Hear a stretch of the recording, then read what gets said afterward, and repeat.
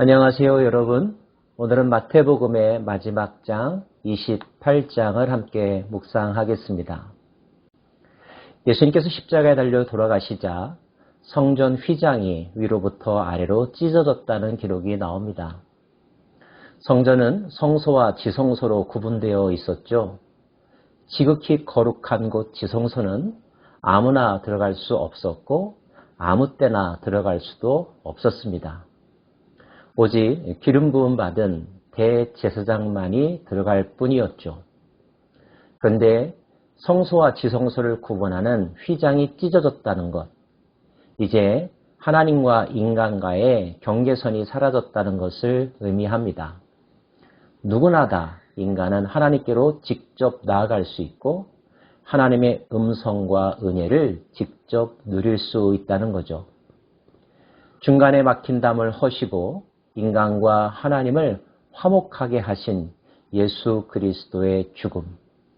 그 죽음이 우리에게 얼마나 큰 은혜와 선물을 가져다 주었는지 우리는 잊지 말아야 할 것입니다. 예수님께서 무덤에 묻히셨습니다. 안식 후 첫날 되는 새벽이었는데요. 여인들이 예수님의 시신에 향품을 바르기 위해서 무덤을 찾아갔습니다.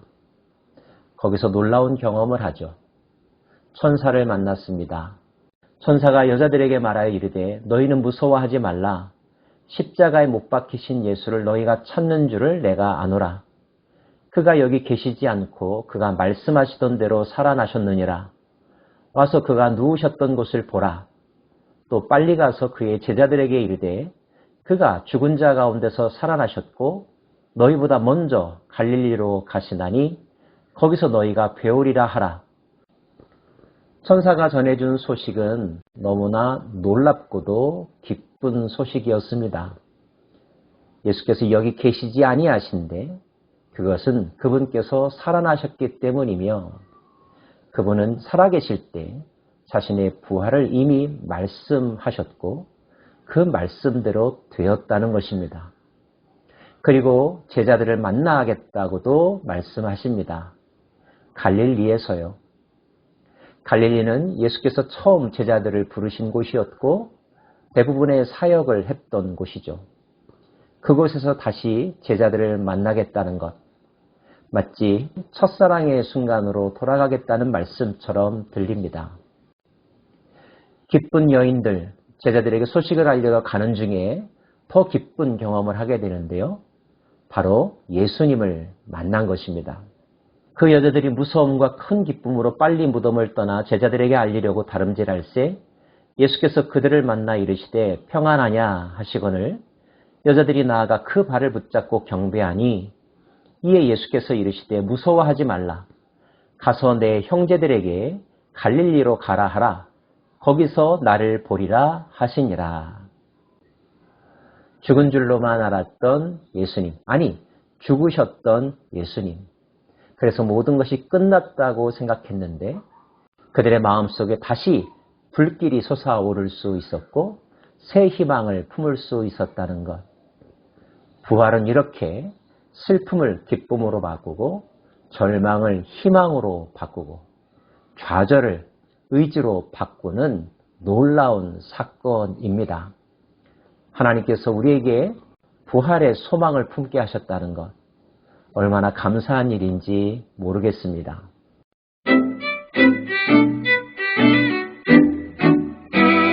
예수님은 말씀하신 대로 갈릴리에서 제자들을 만나십니다. 11제자가 갈릴리에 가서 예수께서 지시하신 산에 이르러 예수를 배웁고 경배하나 아직도 의심하는 사람들도 있더라. 예수께서 나와 말씀하여 이르시되 하늘과 땅의 모든 권세를 내게 주셨으니 그러므로 너희는 가서 모든 민족을 제자로 삼아 아버지와 아들과 성령의 이름으로 세례를 베풀고 내가 너희에게 분부한 모든 것을 가르쳐 지키게 하라. 볼지어다 내가 세상 끝날까지 너희와 항상 함께 있으리라 하시니라. 부활하신 예수께서 제자들에게 당부하신 말씀이 기록되어 있습니다. 세 부분으로 요약할 수 있을 것 같은데요. 우선 첫째, 예수님은 하나님께서 자신에게 하늘과 땅의 모든 권세를 맡기셨다고 말씀하셨습니다. 천하 우주 만물의 모든 것을 다스릴 수 있는 권세는 하나님만이 가지고 계셨는데 하나님께서 그 아들 예수님에게 자신의 권세, 권한을 위임하셨다는 것입니다. 마치 왕이 왕자에게 왕권을 넘겨준 것처럼 예수님은 하나님으로부터 모든 권세를 넘겨받으셨습니다. 비로소 예수님은 하늘과 땅의 통치자로 등극하신 게 되는 거죠. 만물의 통치자, 모든 것의 주권자 되심을 예수님께서 선언하고 계십니다. 두 번째, 제자들에게 명령하시죠. 사명을 맡기셨습니다. 예수께서 삶으로 보여주셨고 말씀하셨던 교훈들, 그 교훈들을 가르치고 그것들을 지키게 하라는 것입니다. 예수님께서 분부한 많은 것들 중에 무엇이 제일 먼저 떠오르십니까? 예수님은 그의 설교의 전부를 하나님 나라를 설명하는 데 할애하셨습니다. 하나님 나라는 어떤 특징을 가지고 있는지, 어떤 자가 들어갈 수 있는지, 어떤 마음가짐을 가져야 하는지에 대해서 말씀하셨죠. 인간의 나라가 아니라 하나님 나라의 꿈을 두고 살라는 것, 예수님의 메시지였습니다. 구체적인 삶의 모습 가운데 여러 차례 강조하셨던 것은 겸손한 삶, 낮은 자의 삶을 강조하셨죠. 섬김을 강조하셨습니다. 어린아이를 소개하면서 이와 같이 자기를 낮추는 자가 천국에서 가장 큰 자라고 말씀하셨습니다. 예수님의 가르침의 가장 중요한 덕목은 바로 겸손이었습니다.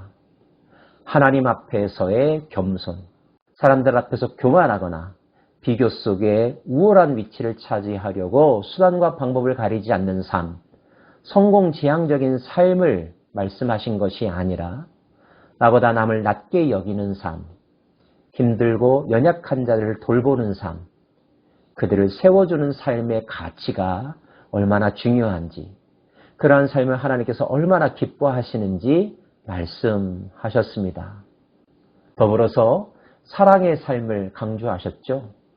하나님을 사랑하는 삶, 내 이웃을 내 몸과 같이 사랑하는 삶을 말씀하셨습니다. 우리가 그렇게 살기를 원하셨고 우리뿐만 아니라 다른 사람에게도 이것을 강조하여서 이 세상에 사는 동안 그러한 일들을 잘 실행하는 삶을 살아가라고 말씀하십니다. 그것이 바로 적은 일에 충성하는 삶이요, 미래 여호와의 날을 준비하는 삶인 것도 말씀하셨는데요. 이 교훈들을 생각하면서 자신의 삶의 태도와 우선순위를 다시 한번 점검할 수 있기를 원합니다. 세 번째 말씀하신 것, 세상 끝날까지 너희와 항상 함께 하시겠다고 말씀하셨습니다. 죽음을 이기시고 부활하신 예수님, 그 부활로 역전승을 알리셨지만 모든 것을 끝장내지는 않으셨습니다. 부활하신 주님은 다시 먼 훗날을 기약하면서 이 세상을 그의 제자들과 하나님 나라의 백성들에게 맡기시죠. 우리를 믿고 이 세상을 경영할 수 있는 기회를 다시 한번 주셨다는 뜻이며 그날이 올 때까지 유보된 시간 속에서 그 기간 동안 한 사람이라도 더 하나님 앞으로 돌아올 수 있도록 기회를 주고 계신 것입니다. 다만 우리를 홀로 내버려 두지 아니하시고 그분의 영이 함께 하셔서 도와주시고 인도하여 주신다는 사실. 그러므로 우리는 다시 그분을 만날 때까지 그분의 영과 함께 우리에게 주신 권세와 권한을 가지고 이 세상을 잘 경영하는 것, 이것이 우리들에게 맡겨진 사명임을 마음속에 품어야 할 것입니다. 사랑하는 여러분, 우리에게는 사명이 있습니다.